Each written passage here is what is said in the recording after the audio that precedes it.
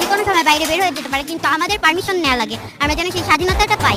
ঘরে বাইরে সকল জায়গায় যেন একটা কন্যা বা একটা নারী সব জায়গায় যেন নিরাপদ থাকে। একটা ছেলে যতটা স্বাধীনতা পায়, আমি ততটা স্বাধীনতা কেন পাবো? আমরা পালন করছি কারণ